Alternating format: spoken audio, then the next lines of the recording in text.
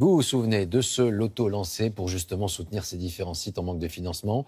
Un coup de pouce pour 269 projets et parmi eux en Alsace, le château de Wesserling. Reportage Caroline Arnold, Régis Massini. Au cœur de la vallée de la Thur, une cité-usine. Témoignage exceptionnel de l'industrie textile qui faisait vivre jadis ce petit coin d'Alsace. 42 hectares, un musée, des ateliers et au milieu un jardin qui, à la fin du XVIIIe siècle, agrémentait le quotidien des patrons de la manufacture. On avait la ferme d'un côté, on avait une chapelle de l'autre, on avait des écuries. Voilà, c'était vraiment une petite ville à part entière. Une petite ville et son château, le cœur de l'usine. Là où s'est installé le premier atelier, puis la direction. Un château qui a pourtant bien failli disparaître. Il était en ruine et presque en train de s'écrouler tellement il y avait de mérules à l'intérieur, donc de champignons, qui l'affaissaient.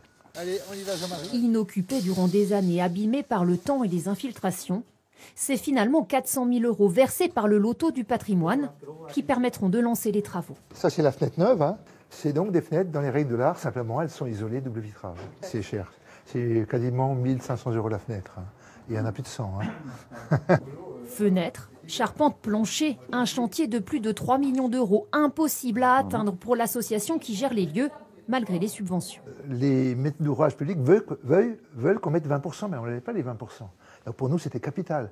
Sans le loto du patrimoine et sans la fondation du patrimoine, on n'aurait pas eu le projet en place. Aujourd'hui, le château est sauvé. Dans quelques mois, il pourra accueillir des visiteurs déjà conquis. C'est important de restaurer des monuments comme ça, quoi. Que ce soit des châteaux ou n'importe, hein, mais ça fait partie de l'histoire de l'Alsace, en fait. C'était la spécialité ici à Wesserling. Le château permettra aussi de déménager et d'enrichir le musée, de faire des lieux un véritable écomusée du textile.